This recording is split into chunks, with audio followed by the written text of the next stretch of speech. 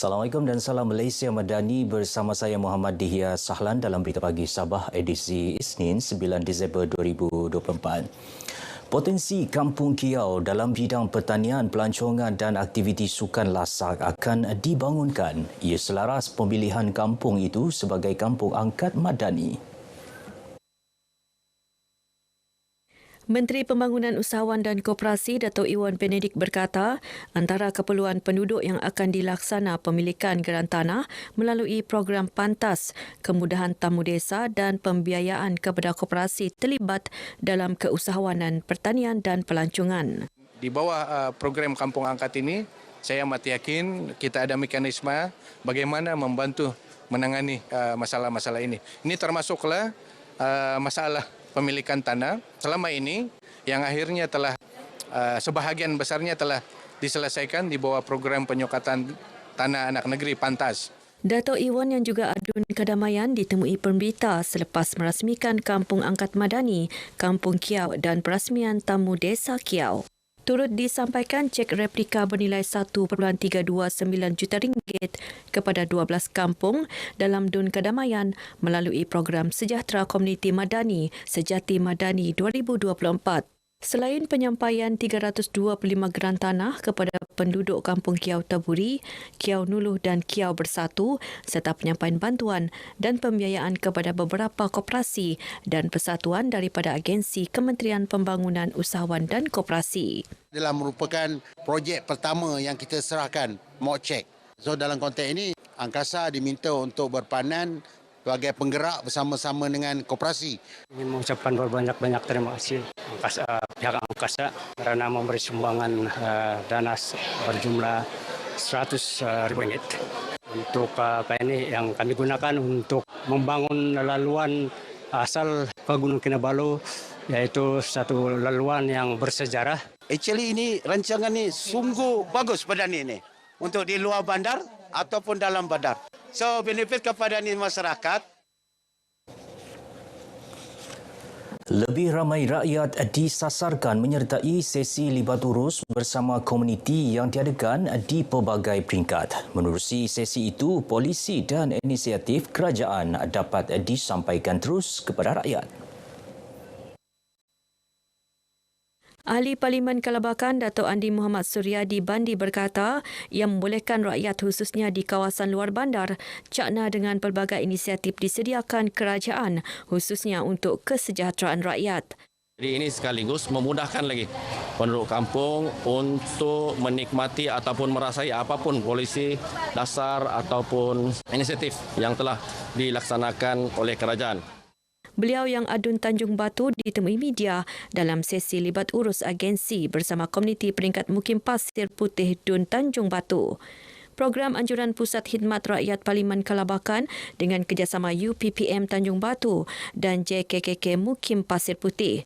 Berikutan sambutan menggalakkan daripada masyarakat, katanya sesi libat urus seumpama akan diperluas di kawasan pedalaman dan kampung dengan penyertaan lebih banyak jabatan dan agensi kerajaan untuk memberi perkhidmatan dan menyampaikan maklumat kepada masyarakat. Penglibatan masyarakat setempat dalam sebarang program ceramah berkaitan agama merupakan satu motivasi untuk memperbaiki diri. Ia sekaligus menyemarakan fungsi masjid dan surau sebagai pusat dakwah. Pembantu Menteri kepada Ketua Menteri Datuk Nizam Abu Bakar Titingan berkata, didikan agama akan memberi kesan yang baik dalam membentuk jiwa dan akhlak generasi muda masa kini. Jadi ini merupakan satu motivasi kepada masyarakat di sini, khususnya anak-anak muda, supaya mereka juga dapat bersama-sama menyemarakkan ilmu agama, dapat mendekatkan diri ke rumah-rumah Allah dan seterusnya meningkatkan ketakwaan kita dan keimanan kita kepada Allah Subhanahu Wa Taala. Beliau menyatakan demikian kepada media selepas menyampaikan sumbangan naskah Al-Quran kepada pelajar tahfiz di perkarangan Surau Jabal Nur Batu 3, Kampung Bukit, Jalan Apas, Tawau. Datuk Nizam berharap masyarakat setempat khususnya di kawasan Dun Apas agar cakna dengan penganjuran sebarang aktiviti oleh Jawatankuasa Masjid dan Surau. Ini kerana ia bukan sahaja tempat beribadah, malah menjadi wadah mengukuhkan lagi hubungan silaturahim dan semangat bekerjasama. Golongan muda akan diberi peluang untuk bertanding dalam pilihan raya negeri PRN Sabah akan datang. Golongan berkenaan cukup bersemangat dan bersedia untuk bertanding dalam PRN Sabah. Timbalan Pengerusi Gabungan Rakyat Sabah GRS, Datuk Seri Panglima Dr. Jeffrey Kitingan berkata, ia sekaligus mempertahan kepimpinan sedia ada. Saya melihat semangat juang pemuda-pemuda ini memang tinggi dan mereka sudah mulai bersedia dan sudah tentunya kita akan pastikan mereka lebih bersedia sebab pengundi 18 ini adalah kumpulan yang paling penting sebab mereka merupakan kumpulan yang mungkin yang terbesar penambahan untuk mengundi. Beliau ditemui media selepas mewakili pengerusi GRS, Datuk Seri Panglima Haji Jinor merasmikan pelancaran pemuda GRS di Kota Kinabalu. Terdahulu, Datuk Dr. Jeffrey yang juga Presiden Parti Solidariti Tanah Airku STAR mahu parti-parti tempatan Sabah terus bersatu bagi memastikan Sabah kekal di bawah pimpinan tempatan. Langkah itu bukan sahaja penting dalam memperkukuh kedudukan GRS sebagai peneraju kepimpinan negeri, malah ia juga penting untuk memastikan pembangunan Sabah berjalan lancar. Sementara itu, Ketua Pemuda GRS Datuk Johnny Bon J. Kurum memaklumkan pihaknya telah mengenal pasti beberapa calon pemuda yang layak untuk bertanding dalam PRN Sabah tahun depan. Kita sudah mengenal pasti beberapa yang berpotensi untuk kita ketengahkan sebagai calon untuk inilah. Sebab untuk pemuda ini, cuma kita perlu umur 45 tahun ke bawah. Itu saya rasa saya boleh klaim sebagai pemuda lah, sebagai calon pemuda. So means kita ada calon yang bersedia dan kita minta pokok pimpinan untuk mempertimbangkanlah sebaik-baiknya.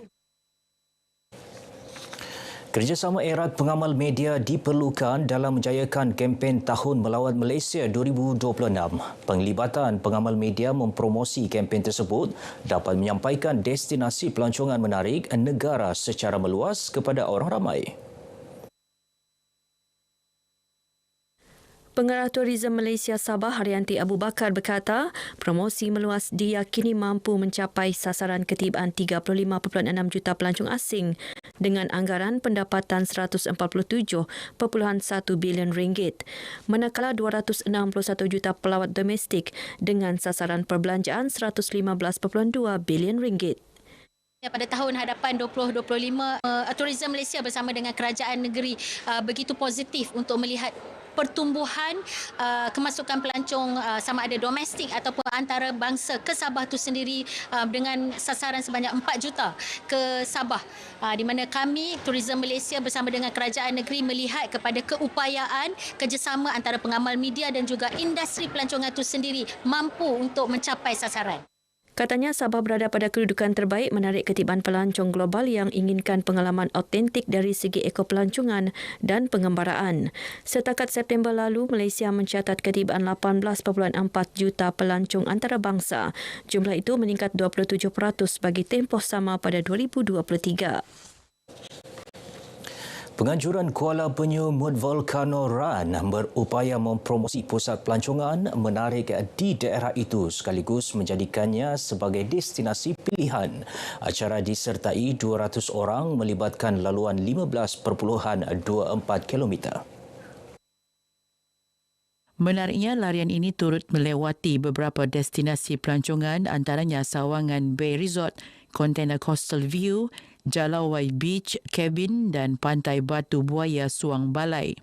Penolong Pegawai Daerah Kuala Penyu Awang Jasni Awang Sabli berkata, penganjurannya juga memberi peluang kepada peserta luar khususnya untuk mengenali budaya etnik di Kuala Penyu, seterusnya mengeratkan lagi hubungan silaturahim.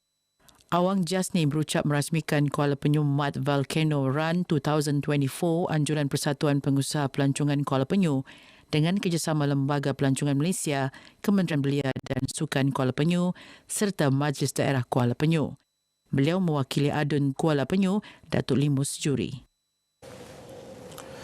Baik saudara, bapa itu tadi mengakhiri berita pagi Sabah kali ini. Menyusul selepas ini berita pagi Sarawak. Dari sungai hingga segara, Palestin pasti merdeka.